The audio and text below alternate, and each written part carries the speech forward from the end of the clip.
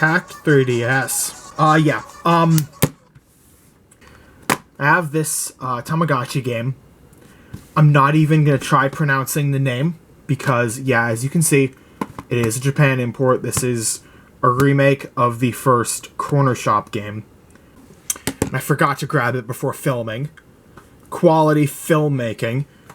Yeah, so I wanted to play this, and, you know, modded 3DS. This actually is a Japanese 3DS, if it's not, like, blatantly obvious. But I did region swap it, so it's on North American firmware. Because I want the menus to be in English, and there are certain games that don't work on out-of-region firmware, even with, like, locale switching, I believe.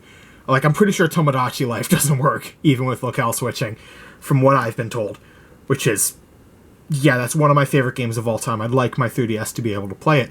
So anyway, I wanted to be able to play this. And you'd think, okay, it's an out-of-region game, it'll just work, right? And yeah, you're kind of right. It'll boot, and it'll be perfectly happy. Don't even need to use locale emulation.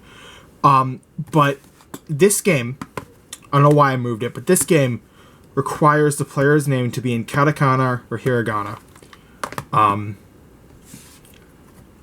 And you can't input that on a North American firmware 3DS. Pretend this is an American 3DS, because it very clearly isn't.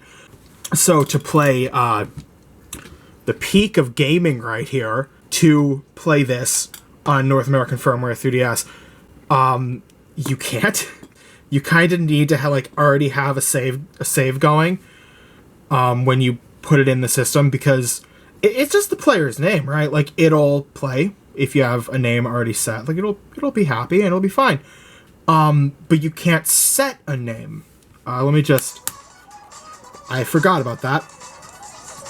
Let me just demo that. Let me just demo that. I do have it installed on here.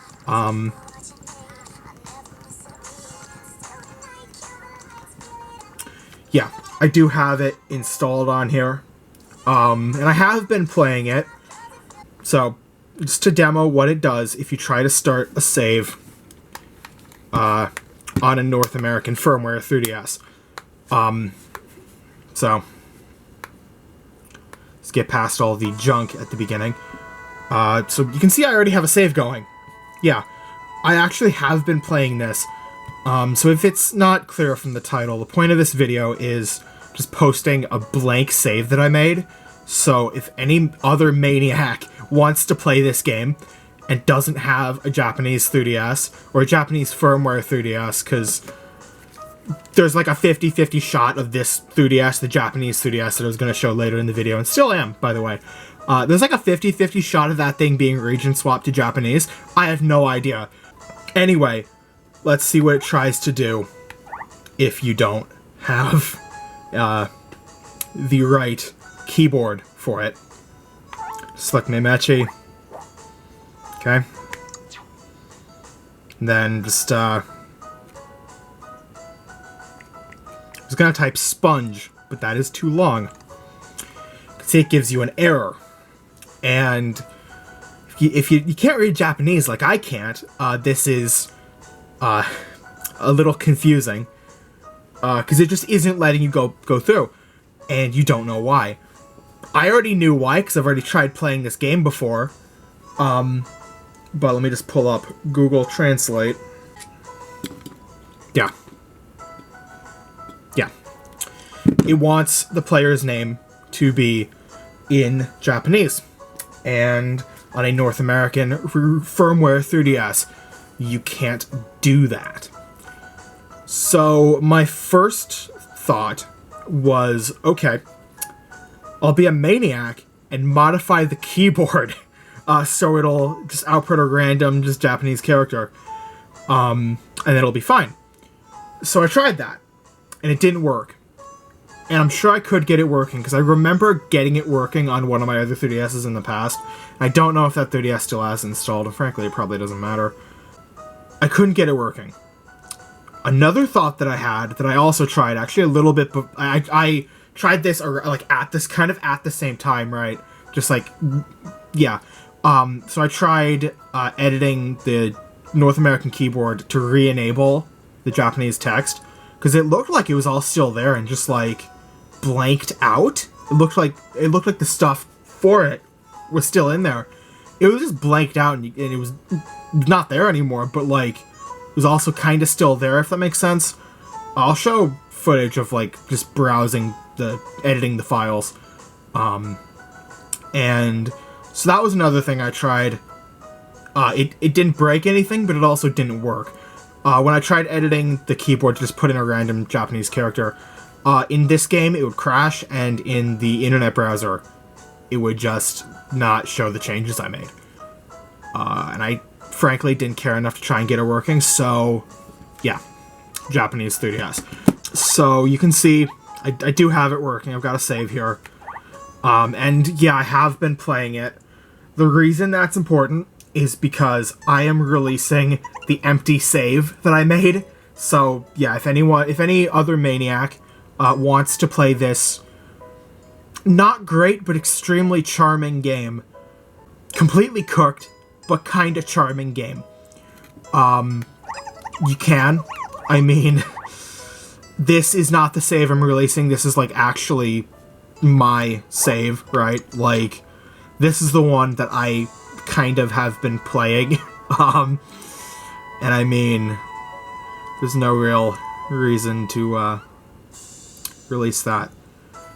But, you know, I'll release the empty save. Like, I still have it. Just go over to save manager I use. I think it's JKSM or like JKSV or something. One of those is the Switch version, and one of those is the 3DS version. Yeah, JKSM. Okay. Yup, JKSV is the Switch version then. Okay. Yeah. You can see. Yeah. I have my actual save, the blank save, which is the one I'm releasing, and the save that was already on the cartridge. I have no idea if that's my save from when I got the game, or if it was the previous owner's save. I'm betting it's the previous owner's save, because I don't remember actually playing this, and I believe I got it only a couple years ago. So, I mean, yeah, I just have that backed up, because I decided it would be easier to just, yeah, make the save on the cartridge, and then copy it over that way. I figured that would be easier. So, yeah. Japanese 3DS. I've already explained everything with this, so why am I still showing this? Well, if you're familiar with 3DS hacking, you'll know that B9S, Boot 9 Strap, I believe, is the current exploit that, like, takes total control of the system immediately upon boot, and then boots custom firmware. Well, when I pulled this DS off the shelf, it wasn't turning on, because I have a lot of my 3DSs, I've ended up reusing the SD cards and just made backups of them. So this had no SD card in it, and it wasn't turning on. So I was like, okay, that's a bit odd.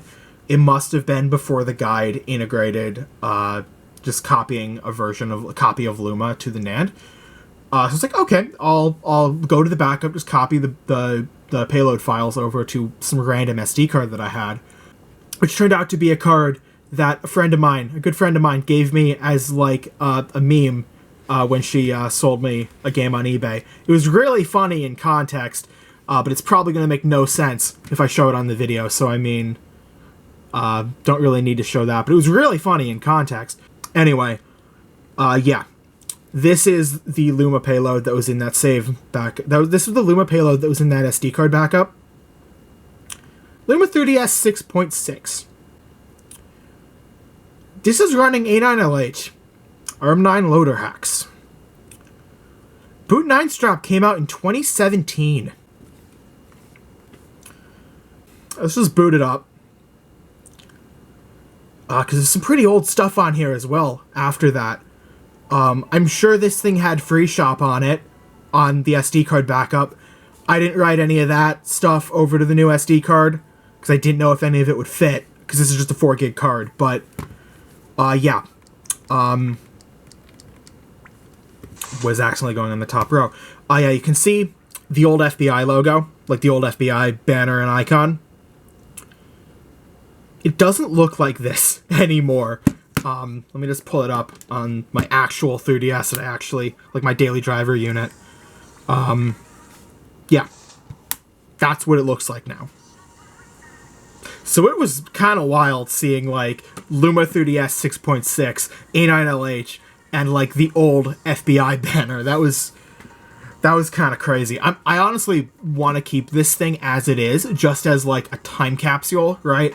Like, I actually... I had bricked one of my 3DSs years ago doing something incredibly stupid. I would say don't ask, but honestly, I just think now is not the time to tell that story. It's pretty wild.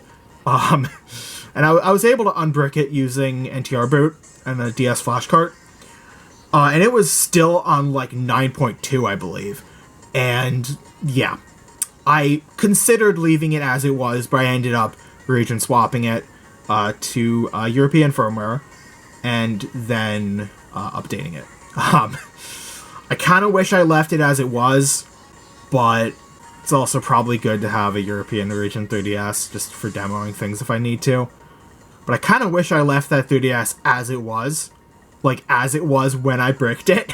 Because that would have been kind of neat to have just a 9.2 3DS with a modified home menu of the era. I think that would be kind of cool. Spoiling the story for how I bricked that 3DS. It gets worse. It gets worse. You don't want to know, but someday I'm going to tell that story, and you will be, like, infuriated. Let's see what version of Luma this 3DS is running.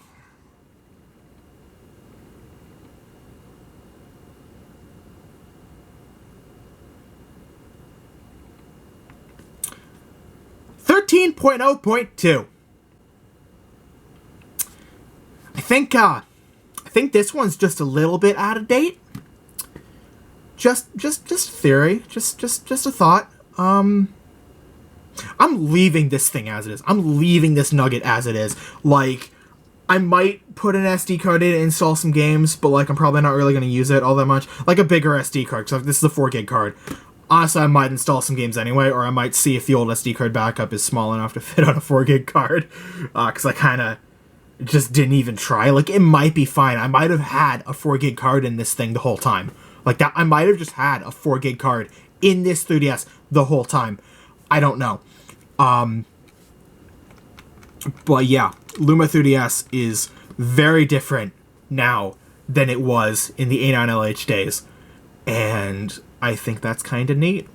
All my other 3DSs, to my knowledge, have been updated to B9S. And that's arguably a good thing. Like, if I was going to use this as my daily driver, I probably would have updated it by now. Honestly, the reason I haven't is because it's not one of my daily driver units. It's not one of the ones I've used as a daily driver. So it's like, it just kind of stayed as it was in 2016 when I hacked it. Maybe 2017, but depends on when in 2017 B9S was released, because I can't remember the date listed on the GitHub. I kind of just remember looking at the GitHub and being like, okay, how outdated is this 3DS? So I looked up the B9S GitHub, and it said, like, the first release was 2017, and that's crazy to me. Honestly, it doesn't even feel like that long ago. That I remember, like, seeing the announcement when it first released and, like, updating my 3DS, like, pretty much that night, and it doesn't feel like it was that long ago. Like, it doesn't feel like it was that long ago. Like, honestly, it only feels like a little bit before that I was using, like, fucking iron hacks. Like, there's a good video on the history of the 3DS hacking scene. I can't remember what the name of the channel was, but I would know it if I find it, so I'll link it in the description. It mostly focuses on gateway and ninja hacks. I've actually still got my copy of Cubic Ninja. This is not a very good game. I remember playing it years ago and thinking it was fine. It's not that bad, but it's also not a good game. And I'll be honest, kind of the only reason I have it is because of the homebrew exploit. Like, this video has completely gone off topic, but the only reason I have this is because of the homebrew exploit. I believe I paid like $40 for it at GameStop, and that was like an insane deal at the time. That was an insanely good deal for a boxed copy of Cubic Ninja at the time, which is crazy to think about for a game that was like sitting in like clearance bins, like used at GameStop. Like, they couldn't fucking get rid of it. Like, the entire fucking store was just like loose copies of Cubic Ninja for $2 or something.